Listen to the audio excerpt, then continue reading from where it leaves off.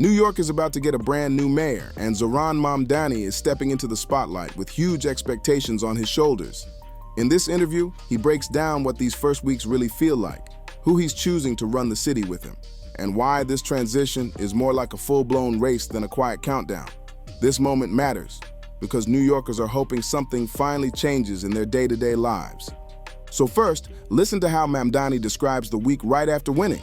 He's already talking about pressure, excitement, and a city expecting real action. Mamdani is being asked something big, how he plans to keep New Yorkers safe and stable if federal decisions ever shift.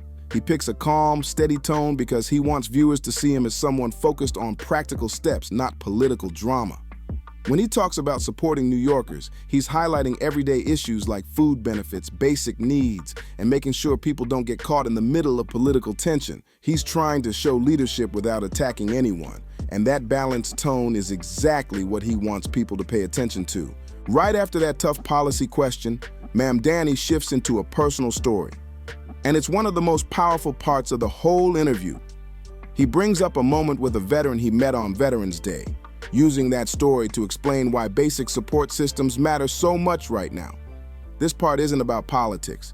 It's about real people facing real struggles, and Mamdani uses it to show what motivates his approach. Let's check out exactly how he shares that moment. One veteran pulled me aside and told me, and this meant the world to me. What Mamdani is doing here is showing viewers that behind every budget decision, there's a real person living through the consequences. He's using this story to highlight how some New Yorkers are dealing with empty fridges and tough choices every single day, and he wants to frame his agenda as centered on basic needs, not fancy promises. This is his way of telling the audience, this is why I fight for funding, because someone out there depends on it right now. Now Mamdani shifts from personal stories back to big picture leadership. He starts talking about what it means for city and state leaders to stand together when New Yorkers feel uncertain. This part shows how he's framing teamwork as a shield for regular people, especially when tough decisions come from higher up. His tone here isn't aggressive or political. It's steady, focused, and all about keeping people safe and informed. Let's listen to how he explains the idea of city leadership working as one team. In this part, Mamdani is stressing unity. He wants people to see that he's not planning to act alone. He's talking about shared responsibility between city and state leaders. His goal here is to reassure viewers that no matter what challenges come from outside the city, he believes coordinated leadership can keep things stable. He keeps the tone calm and grounded, focusing on community safety and support for those who feel the pressure the most. Next, Mamdani talks about something viewers usually never get to hear: how leaders from different states actually share advice behind the scenes.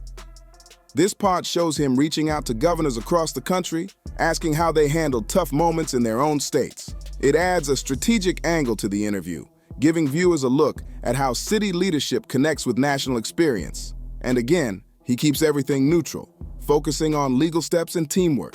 Let's check out how he explains those conversations. Mamdani's message here is about responsibility.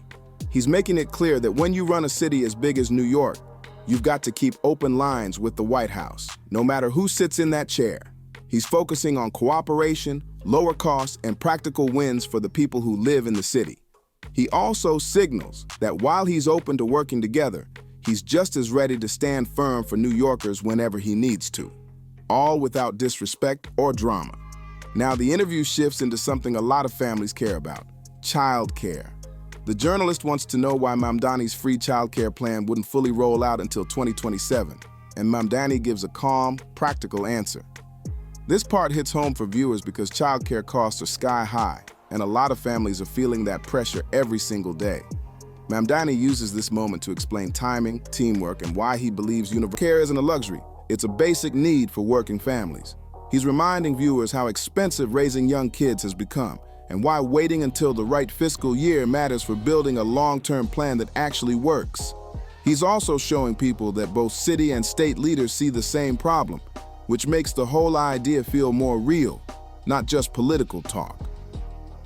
Now the journalist pushes Mamdani on the money question. And this is where things get real.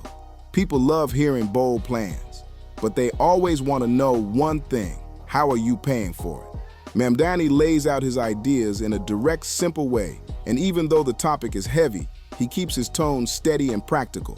This is a moment viewers will pay close attention to because it deals with budgets, taxes, and how the city plans to stay financially strong. Let's listen to how he explains his approach. What Mamdani is saying here is that his childcare plan needs stable funding, not guesswork.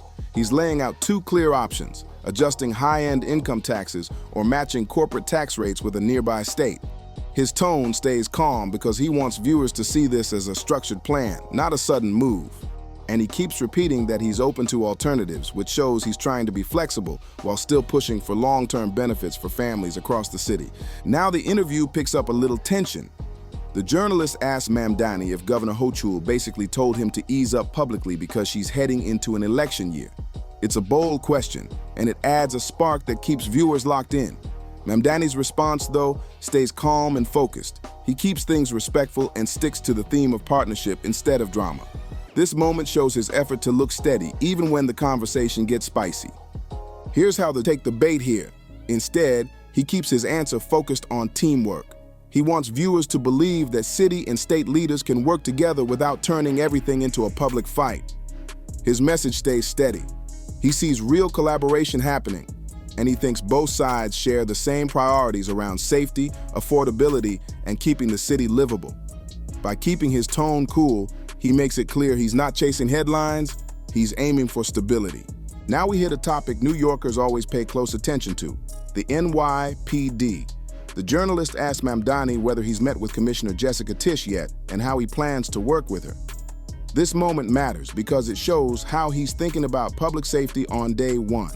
Mamdani keeps his tone respectful, steady, and focused on shared goals, which helps viewers see he wants cooperation, not conflict. Here's the part where the journalist brings up showing he wants balance. He plans to keep the commissioner in place because he thinks having a shared vision for public safety matters more than switching leaders for the sake of optics. He also highlights his goal of building a new Department of Community Safety, which tells viewers he wants more tools, more support, and more focus on mental health responses. His tone stays cool and steady, signaling he wants teamwork and structure, not tension. Now the journalist brings up something many New Yorkers have been watching closely: the rise in officers leaving the NYPD. People want to know if Mamdani has a real plan to support officers while also improving safety across the city. This part of the interview gives viewers a clear look at his approach, and he uses simple, direct language to explain why he thinks the job has been stretched too thin. Let's check out what he says when asked how he plans to support officers once he steps into office. His answer's steady. He stays focused on being sworn in, following legal channels, and putting New Yorkers first. His tone shows he wants everything handled through proper law, not emotion, while keeping his priorities on affordability and daily city needs. Next, the interview takes a lighter turn. The journalist asks where he plans to hold his inauguration and whether he'll live in Gracie Mansion. Questions viewers always find fun because they show the personal side of a new mayor. I do not, but as soon as I do, I'll be sure to let you know. I haven't decided that as yet either, but these are decisions that I'll be making over the next, I think it's 48 days of a transition. He keeps things simple here. No big announcements yet, just showing he's focused on the transition and hasn't picked the symbolic details. Now the journalist ends with a surprising stat. More than 50,000 people applied to join his administration. She asks how someone can stand out in that huge crowd. It doesn't matter who you know, it matters, and that's what we're starting to do already. Here, Mamdani wants viewers to feel like anyone with skills and dedication has a real shot, not just people with connections. If you enjoyed this breakdown, tap like, drop a comment, share it with someone who follows New York politics, and hit subscribe so you don't miss the next one.